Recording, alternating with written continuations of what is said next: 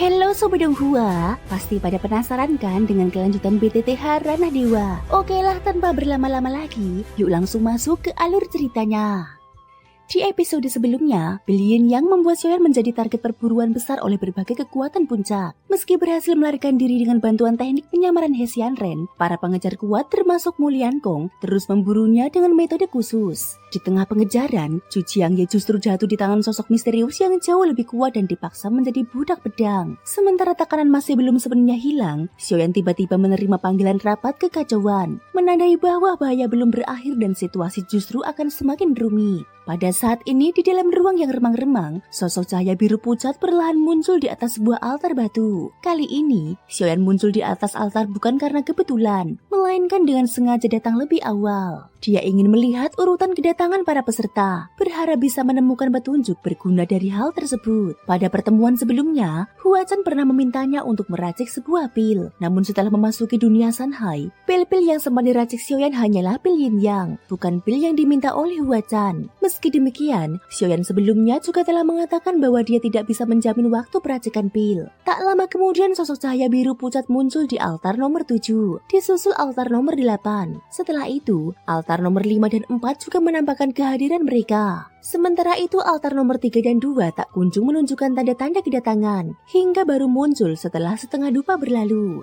Xiaoyan sama sekali tidak memperhatikan altar nomor 2. Seluruh perhatiannya tertuju pada altar nomor 3. Sebelumnya dia tidak pernah terlambat. Mengapa kali ini datang begitu lambat? Mungkinkah di antara para pengejar yang memburuku dia juga termasuk? Xiaoyan bergumam dalam hati. Kemungkinan itu tidak bisa dikesampingkan, mengingat pihak-pihak yang terlibat semuanya adalah para ahli kuat dari wilayah langit barat. Berdasarkan ingatan sebelumnya, besar kemungkinan nomor 3 adalah seorang wanita. Namun hingga kini masih belum dapat dipastikan apakah dia berasal dari ras iblis atau ras dewa. Xiaoyan segera mengingat kembali kejadian di balai lelang dewa iblis. Dari semua kemungkinan, sosok yang paling mencurigakan adalah Miao Liankong dari wilayah suci dewa Buddha. Setelah berpikir sejenak, dia pun menetapkan target kecurigaannya. Namun terkait pil Yin Yang, dia tidak boleh melakukan pengujian sedikit pun di dalam pertemuan ini. Jika tidak, identitasnya akan sepenuhnya terbongkar. Adapun Gunung Hunyuan yang dia peroleh dari dunia Sanhai, Xiaoyan memutuskan untuk tidak menyembunyikannya. Dia berniat memberitahu bahwa untuk sementara waktu, gunung tersebut akan dia gunakan sendiri. Rapat dimulai. Suara dari altar nomor 1 akhirnya terdengar.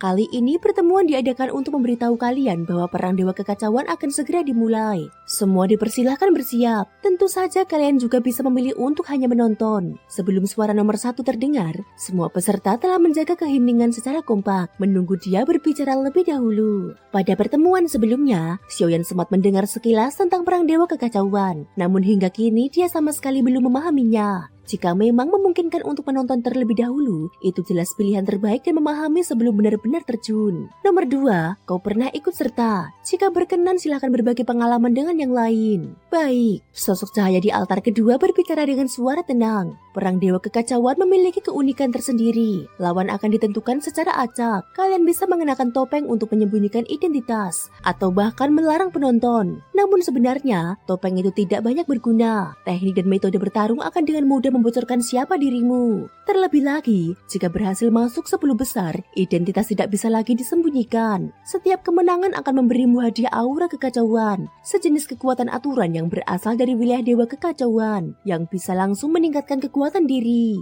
Kekuatan aturan yang begitu dominan membuat para ahli tingkat aturan pun mungkin tidak terlalu tertarik. Namun yang paling menggoda justru adalah hadiahnya. Aura kekacauan ini adalah istilah yang baru pertama kali didengar Xiaoyan. Namun melihat Hua Chan pun memujinya, sudah cukup membuktikan betapa penting dan berharganya hal itu. Jalan menuju puncak tertinggi menuntut pemahaman mendalam tentang wilayah dewa kekacauan. Sebuah wilayah yang terlalu misterius dengan kekuatan-kekuatan aneh yang tak terhitung jumlahnya. Aku telah mengikuti perang dewa kekacauan lebih dari 10 kali, namun hanya beberapa kali berhasil masuk 1000 besar. Jadi ini sama sekali bukan perkara mudah. Identitas nomor 2 kemungkinan besar sudah diketahui oleh para peserta lain. Xiaoyan terkejut mendengarnya. Huachan, seorang dewa 9 matahari, makhluk sekuat itu pun kesulitan menembus 1000 besar. Apakah di antara 10.000 dunia benar-benar tersembunyi begitu banyak naga dan harimau? Selain kemenangan, mereka yang masuk 1000 besar juga akan memperoleh aura kekacauan tambahan. Perang dewa kekacauan menghubungkan masa lalu dan masa depan. Para ahli yang muncul di dalamnya sulit diprediksi. Jika tertarik, silakan ikut serta. Dengan keberuntungan yang cukup, kalian bisa memperoleh aura kekacauan. Dan satu hal yang penting, kekalahan tidak berarti kematian, hanya aura kekacauan yang akan terkuras. Pada saat ini Huachan menjelaskan dengan sabar.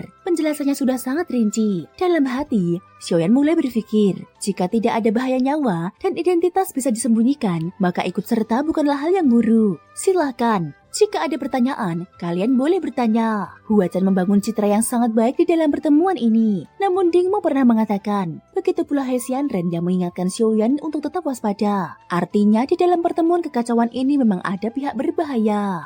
Xiaoyan memang belum tahu kegunaan pasti aura kekacauan, tetapi jelas ini akan sangat membantu perkembangan kultivasinya di masa depan. Apakah aura kekacauan bisa langsung meningkatkan kekuatan? Yang pertama mengajukan pertanyaan ternyata nomor 5, Sukian Taiyi. Tentu saja, namun harus ada jumlah yang cukup agar peningkatannya terasa signifikan. Nomor 2 menjawab, karena itu dibutuhkan kekuatan dan keberuntungan untuk menang dan memperoleh aura kekacauan. Aku sendiri juga pernah ikut, tetapi nasibku buruk. Aku langsung dikalahkan dalam sekejap. Nomor 4 kemudian berbicara dengan perlahan. Xiaoyan juga tidak tahu apakah Ye Beijing sedang marah karena tiba-tiba dia tidak lagi mengikuti Xiaoyan yang membuatnya sedikit tidak terbiasa. Saat bertemu para dewa kuno 8, hingga kini belum ada satupun yang mampu menggoyahkan posisi mereka. Mereka selalu berada di 8 besar. Selain itu, ada banyak ahli luar biasa lainnya dengan kekuatan mencengangkan. Bahkan tidak diketahui apakah mereka berasal dari masa lalu atau masa depan. Nomor 2 kemudian menanggapi, Dewa kuno 8. Xiaoyan terdiam dalam hati. Semua ini adalah hal-hal yang belum pernah dia dengar sebelumnya. Tentang aura kekacauan dan perang dewa kekacauan, ketertarikannya langsung melonjak tajam. Jika ikut beberapa kali, cepat atau lambat keberuntungan akan datang.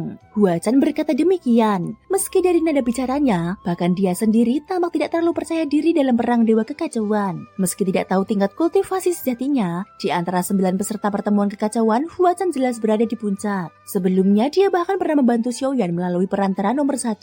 Saat itu dia tampaknya belum tahu bahwa Xiaoyan juga merupakan anggota pertemuan kekacauan. Jika Huachan saja melangkah dengan susah payah dan hampir tak mampu melawan, maka seperti yang dia katakan, hanya keberuntungan bertemu lawan yang tidak terlalu kuat yang memberi harapan. Namun jika kekalahan hanya menghabiskan aura kekacauan tanpa ancaman nyawa, Xiaoyan merasa tidak ada salahnya mencoba. Untuk perang dewa kekacauan kali ini, aku akan memberikan 3 jalur aura kekacauan. Setiap jalur adalah satu kesempatan. Manfaatkan dengan baik. Semoga kalian bisa meraih peringkat tinggi. Setelah suasana kembali tenang, nomor 1 menutup pertemuan dengan kesimpulan tersebut. Pertarungan tingkat ini lebih menyerupai kompetisi tertinggi. Namun yang membuat Xiaoyan benar-benar terkejut adalah satu hal. Jika benar seperti yang dikatakan Huachan, bahwa para ahli dari masa lalu dan masa depan akan muncul, maka apakah sang penguasa agung yang pernah ada juga mungkin berada di sana? Dalam hatinya, Xiaoyan telah mengambil keputusan. Jika memang tidak ada bahaya, maka perang dewa kekacauan layak untuk dicoba.